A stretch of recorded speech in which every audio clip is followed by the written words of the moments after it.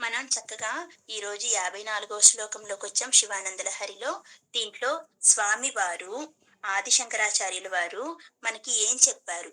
ప్రదోష కాలం యొక్క విశిష్టత ఎంత ఉందో, ఆ సమయంలో మనం ఏం చేయాలి, ఏం చేయకూడదు అని చెప్పారు. ఆ ప్రదోష సమయంలో ఎలాంటి పూజ చేస్తే ఎలాంటి ఫలితాల్ని వస్తుంది అని చక్కగా ప్రదోష కాలంలో కైలాసంలో జరిగే విన్యాసం ఎలా ఉంటుంది అని మనకి చక్కగా కళ్ళకు కట్టినట్టు వివరించారు. అదేంటో ఒక్కసారి మనం చూద్దాము. ఓం నమ శివాయ. అసలు ప్రదోష కాలం అంటే ఏంటి? ప్రదోష కాలం అంటే, ప్రదోష అంటే రాత్రి ప్రారంభం. రాత్రి ప్రారంభం లేదా సంధ్య అని అర్థం మనకు. ఇది పగలంతా ముగిసి రాత్రి మొదలయ్యే సమయం. మరి ఇది ఎలా గుర్తించాలి ఈ సమయాన్ని? సూర్యాస్తమయం తర్వాత 3 గడియల కాలం ఉంటుందంట. 3 గడియలంటే సుమారు గంట 12 నిమిషాలని 3 గడియలు అంటారు. ఆ గంట 12 నిమిషాలు లేదా ఇంకేం చెప్పారు రెండోది సూర్యాస్తమయానికి 1:30 గంట ముందు నుంచి తర్వాత సూర్యాస్తమయం తర్వాత 3 గంటల వరకు ఉంటుందంట ఈ ప్రదోష సమయం అనేది. అలా ఈ ప్రదోష సమయంలో మనం ఏం చెయ్యాలి అని చక్కగా ఆదిశంకరాచార్యులు వారు మనకి చెప్తున్నారు. ఏం చెయ్యాలంట? శివారాధన చెయ్యాలంట. ప్రదోష సమయంలో శివాలయాల్లో నందీశ్వరుడికి, శివలింగానికి మనం అభిషేకం చేసుకున్నా సరే, లేదా ప్రదక్షిణ చేసుకున్నా సరే, ఇంకా ఏం చేసినా ఆ ప్రదోష కాల విశేషాలేందో ఒక్కసారి మనం చూద్దాము. ఇంకా ఈ ప్రదోష సమయంలో ఆయన ఏం చేస్తుంటారు అంటే, ఏం చేస్తుంటారు? చక్కగా మనకు ఈ సమయంలో శివుడు పార్వతీదేవి సమేతంగా నృత్యం చేస్తూ భక్తుల్ని అనుకరిస్తారని చక్కగా చెప్తూనే ఉన్నారు మనకు ఆదిశంకరాచార్యుల వారు. ఇంకా ఏం చెప్తున్నారు? ప్రదోష కాలంలో చెయ్యకూడని పని ఏంటి? చేయకూడని పనులేంటి? ఆ ప్రదోష సమయంలో మనం అస్సలు నిద్రపోకూడదు. కనీసం చెయ్యవలసిన పనులను చెయ్యకపోయినా, చెయ్యకూడని పనులను చెయ్యకపోతే అన్న మనకు సగంలో సగం ప్రయోజనం ఉంటుంది. ఆ టైంలో చాలా మందిని చూస్తుంటాము మనము. 5 సరే, 5:15 సరే నిద్ర లేకోకుండా పడుకునే ఉంటారు సాయంత్రాలు. అది ఇంటికి చాలా దరిద్రం అని చెప్తారు. ప్రదోష సమయంలో నిద్రించకూడదు. ప్రదోష సమయంలో అన్నం తినకూడదు. మూడోది ముఖ్యమైనది, ప్రదోష సమయంలో శృంగారం చేయకూడదు. మనం ఆల్రెడీ తెలుసుకున్నదే కదా హిరణ్యకశిపుడిది. చక్కగా కశ్యప ముని దితికి వాళ్ళు సంధ్యా సమయంలో ఆమె కోరిందని శృంగారంలో పాల్గొంటే ఎలాంటి రాక్షసులైన పిల్లలు పుట్టారో అని ఇది అందరికీ తెలిసిందే. ఈ 3 ముఖ్యమైన పనులని చెయ్యకూడదు అని చెప్తారు ప్రదోష సమయంలో. కనీసంలో మనం ఎక్కువగా చూస్తే ఎక్కువగా ఈ సమయంలో నిద్రపోతూ ఉంటారు. ఓకే. ఆరోగ్యం బాగలేని వారు, పెద్ద ఏజ్ అయిపోయిన వారు ఓకే. మిగిలిన వాళ్ళందరి సంగతి చెప్పుకుందాం మనం. ఆరోగ్యం చక్కగా ఉండి, అందరూ బానే ఉంటే, ఆ ప్రదోష సమయంలో నిద్రపోవడానికి మనం అవాయిడ్ చేసుకోవచ్చు. ఇవి చేయకూడని పనులు. మరి చెయ్యవలసిన పనులు ఏంటి? చేయవలసిన పనులు ఏంటి అంటే, మనం శివుడికి పూజ చేసుకోవటం. శివుడికి పూజ అంటే ఎలాగా? అభిషేకం చేసేటప్పుడు స్వామికి రుద్రాభిషేకం అంటే ఎంత ఇష్టమో మనందరికీ తెలుసు. వేదంలోని రుద్రాధ్యయనం అంటే శివుడికి చాలా ఇష్టం అన్నమాట. వేదాల మొత్తం సారం ఈ రుద్రంలోనే ఉంది అని చెప్తారు. మరి రుద్రం అందరూ చెయ్యలేరు కదా! ఆడవాళ్ళు చెయ్యొచ్చా అని ఒక సందేహం. చెయ్యొచ్చా అంటే చెయ్యొచ్చు. ఆడవాళ్ళు చెయ్యకూడదని ఎక్కడా లేదనమాట.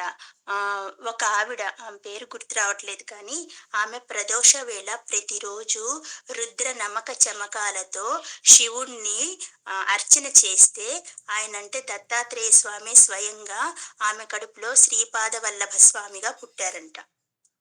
పేరు గుర్తు రావటం లేదు ఆమెది. అలా మనకి ఉన్నాయి పురాణాల్లో.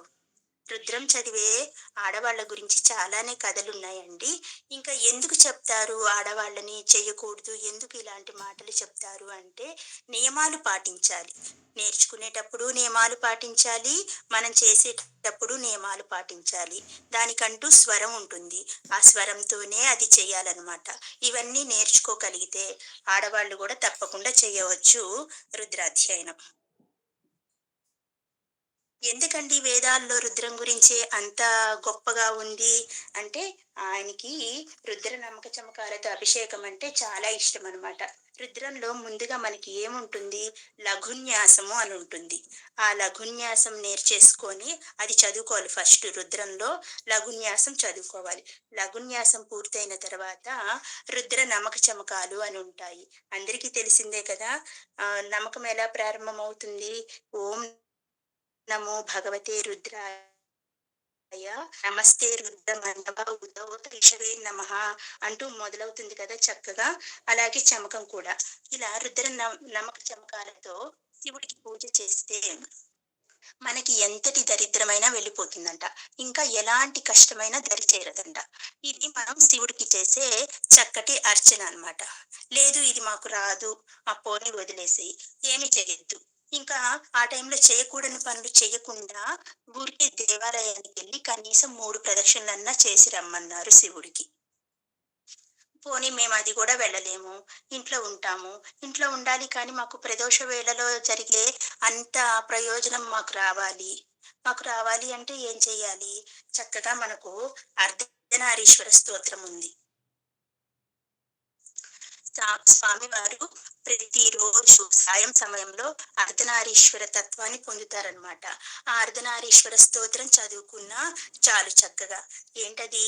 చాంపేయ గౌరార్ధ శరీరకాయై కర్పూర గౌరార్ధ శరీరకాయ ధమ్మిల్లకాయై జటాధరాయ నమః శివాయ చ నమః శివాయ నమః శివాయై చ నమః శివాయ అని అమ్మని స్వామివారిని ఇద్దరిని కలిపిన స్తోత్రం ఇదొక్కటే. ఎంత గొప్పగా ఉంటుందో ఈ అర్ధనారీశ్వర స్తోత్రము. అసలు అంత గొప్పగా ఉంటుంది. అర్థంతో గాని మనము దీన్ని గాని చేసుకోగలిగామంటే ఎంతో విశిష్టత ఉంటుంది మనకు. 8 ఉంటాయి, ఫలశ్రుతిలో 9వది ఉంటుందన్నమాట. ఇది చక్కగా అర్ధనారీశ్వర స్తోత్రం చేసుకోవచ్చు. నాకు అర్ధనారీశ్వర స్తోత్రం కూడా రాదండి. సరే ఇంకేం చేస్తాము? ఎంతో గొప్పగా పంచాక్షరీ మంత్రాన్ని ఇచ్చారు శివుడు. సులభంగా మనం సాధన చేసుకోవడానికి. ఆ పంచాక్షరీ మంత్రాన్ని అయినా మనం జపించుకుంటూ ఉండొచ్చు. ఓం నమ శివాయ అనే పంచాక్షరీ మంత్రాన్ని.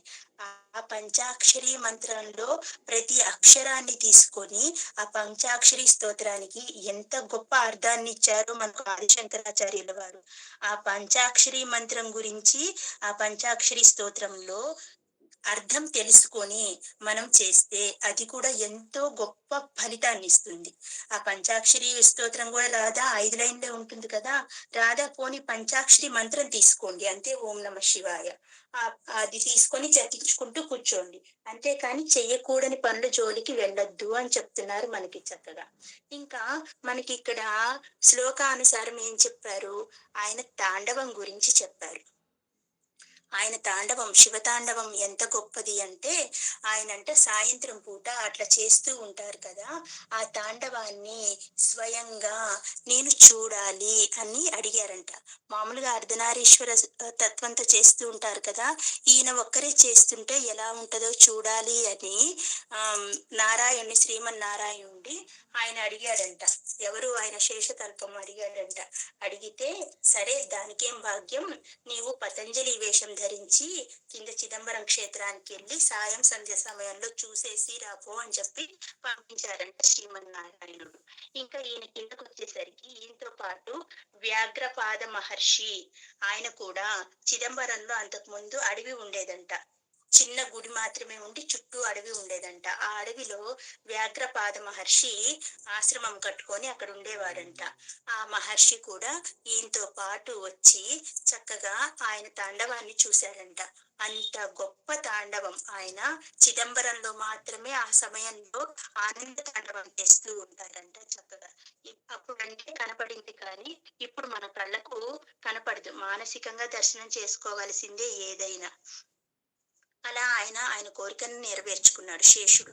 ఇంకా పోతే మనకు మధురలో ఉంటుంది చక్కటి నటరాజ స్వరూపం.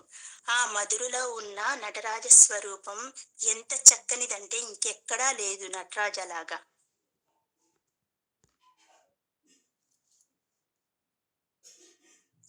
ఏంటి మామూలుగా నటరాజ స్వరూపం అంటే ఎక్కడైనా కుడి కాలు కింద పెట్టి ఎడమ కాలు పైకి పెట్టి ఉంటారు నటరాజ స్వరూపం అంటే. మనకి ఎక్కడ దర్శనమిచ్చినా, చిదంబరంలో దర్శనమిచ్చినా, ఇంకా ఏ క్షేత్రంలో దర్శనమిచ్చినా నటరాజ స్వామి అలాగే ఉంటారు. మధురని పాలించే రాజు ఉన్నారు కదా!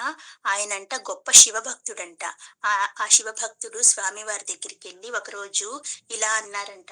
"స్వామి, స్వామి ఎప్పుడు మీరు కుడికాలు మీద" ఇంకా స్వామి రాజుగారు గుడికెళ్లారంటే ఆయనతో పాటు ఆయన పరివారం గూడా వెళ్తారు కదా! చక్కగా. అలా వెళ్లి లోపలికెళ్ళి ఆయన రోజు ఆ మూర్తిని చూస్తూ, చూస్తూ అనుకుంటూ ఉంటాడంట. అయ్యో! ఈయనకి కాలు నొప్పి పుట్టదా అని. ఒక్కరోజు ఉండబట్టలేక స్వామివారిని అడిగేశారంట. ఈయనెందుకెళ్తారు? ప్రదోష వేళ స్వామివారు ఆనంద తాండవం చేస్తుంటారు కదా! మానసిక దర్శనం చేసుకొని, శివార్చన చేసుకొని తిరిగొచ్చేవారంట రాజ్యానికి. అలా యాజ్ యూజువల్ రోజు వెళ్ళినట్టే ఆ రోజు వెళ్ళి ఈయనకి బాధనిపించి ఒక మాట అడిగారంట శివుణ్ణి. స్వామి, కుడి కాలు మీదే కిందకి ఆంచి మీరు ఎడం కాలు పైకెత్తి ఉన్నారు. అయ్యో! మీరు ఆనంద తాండవం చెయ్యవద్దని నేను చెప్పను. ఆనంద తాండవం చెయ్యండి. మీరు ఎంతో పరవశించి చేయండి. కానీ ఆ కుడి కాలు నొప్పి పుట్టదా మీకు? ఎప్పుడు ఆ కాలే ఆంచి ఉంచుతారు. నా కోసం కనీసం కాలునన్నా మార్చుకోండి స్వామి అని అడిగారంట. ఎడమ కాలుని కిందన ఆంచుకొని కుడి కాలు పైకెత్తి మీరు ఆ భంగిమలో ఉండండి. కాస్త ఆ కాలుకి విశ్రాంతి ఉంటుంది. మీకు కొంచెం కాలు మారినట్టు ఉంటుంది అని ప్రేమగా అడిగాడంట.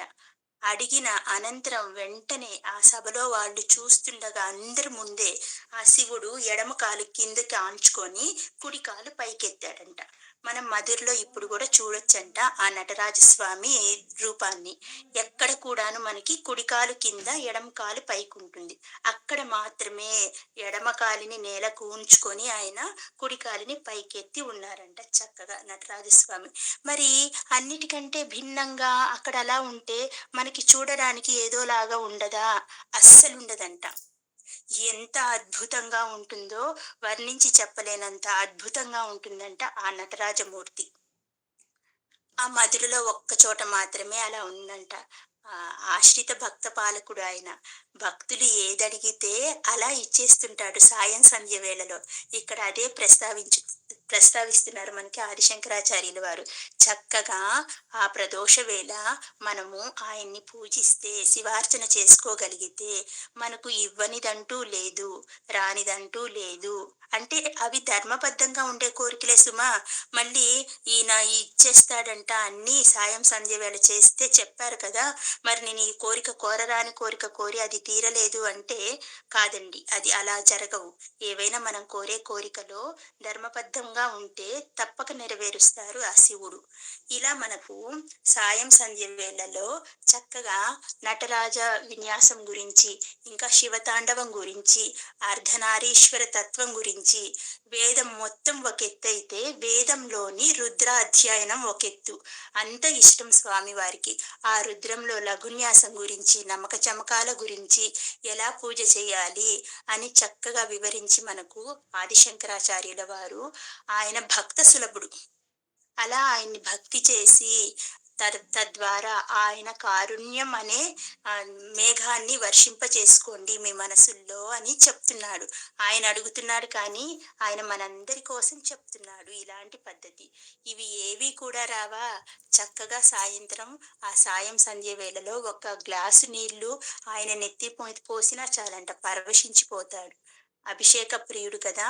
అభిషేకమే చేయనవసరంలా ఒక గ్లాసు నీళ్లు, ఒక మారేడు దళం ఉంచి, ఒక గ్లాసు నీళ్లు పోసినా గాని మురిసిపోతాడంట స్వామివారు. కాబట్టి ఈ ప్రదోష సమయానికి ఇంతటి ప్రాముఖ్యతనిచ్చారు కాబట్టి, మనం కూడా ఏవో మంచి కార్యాలు చేయడానికి ప్రయత్నం చేద్దాం. ఓం నమః శివాయ.